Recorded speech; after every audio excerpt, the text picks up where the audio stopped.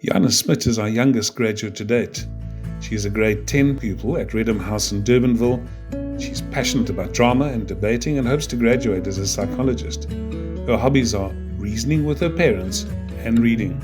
She lives with her family, her mom, her dad, her brother, and the family dog, Jana.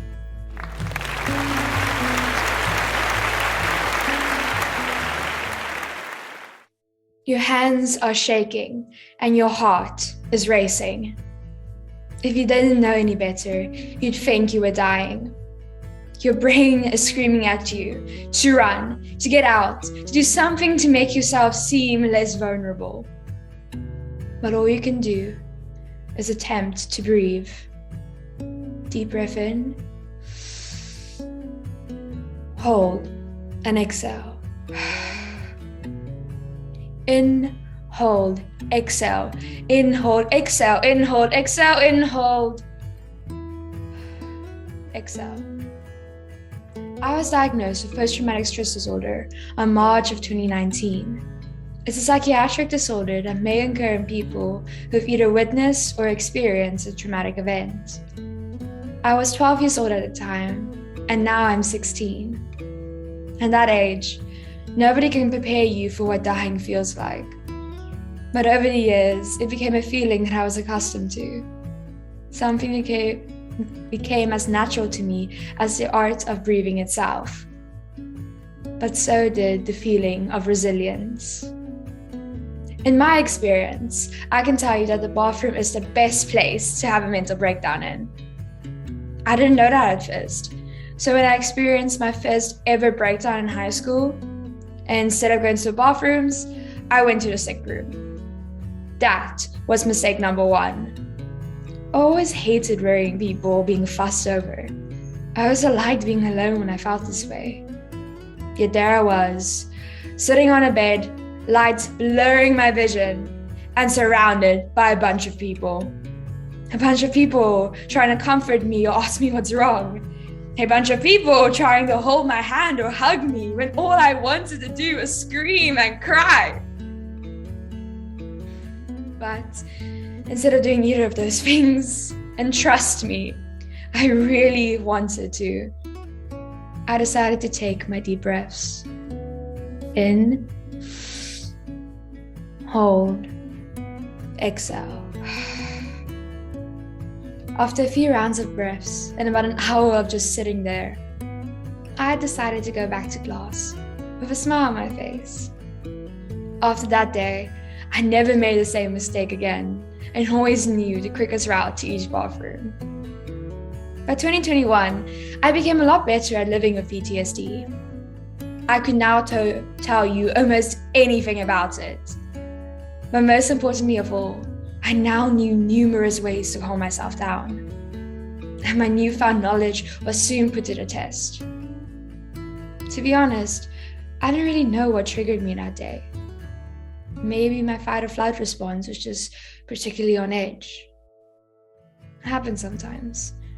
So instead of heading to the bathrooms, I decided to opt for some place with a view. This little corner I found outside with a tree and a view of the soccer fields. As I was sitting there, looking up at the clouds, my mom was informed by the school that they couldn't find me. But in the meantime, I was wondering if this will ever stop happening to me. PTSD could last a lifetime, and maybe I'm just one of those unlucky people that will be stuck with it for life.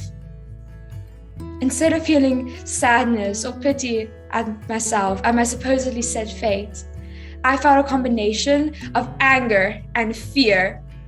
I was angry at myself. I was letting this control my life. And I was scared of what my future would hold if I continued down this path. With adrenaline flooding through my veins, I decided to take my deep breaths. In, hold, exhale, and take back control of my life. Fast forward to 2022.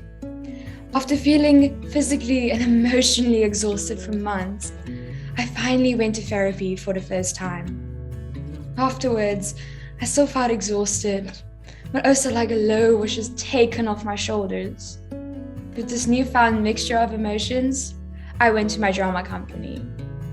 About halfway in, I found the familiar sensation of trembling hands and a racing heartbeat. My mom, after picking me up sobbing for my therapy appointment, suggested that I stay home for the day. But, like the proud drama kid I am, I thought going would be good for me. My mom was right. I should have stayed home. One of my drama teachers, Mrs. Anthony, helped me a lot throughout this journey. She told me that just like physical resilience, there's emotional resilience. And me always wanting to remove myself won't help me in the long run. If I wanted to face the real world, the world of acting and myself, I needed to stay and prove that I am capable of this resilience. So I decided to take my deep breaths. In, hold, exhale. I put a smile on my face for myself this time and went to be the person Mrs. Anthony thought I could be and the person I wanted to become. A few months have passed and I'm still becoming that person. And I want to tell you that you can become that person as well. Life will never get easier, but the first step to becoming a better, more resilient version of yourself is to admit that you have a problem. So I want to ask you to do just that. When you leave here today, I want you to take a moment to reflect, whether it be about yourself or occurrences in your past. See and acknowledge the problem that has been plaguing you, no matter how insignificant it might seem. Once you do that, then you're already halfway there. Then I want you to acknowledge the fact that you're taking yourself on a journey. And just like all good things, it will take time and a lot of tears and frustration, but it'll be so worth it. We're all capable of becoming emotionally resilient. So when you embark on your own journey, remember to take deep breaths. In, hold, and exhale.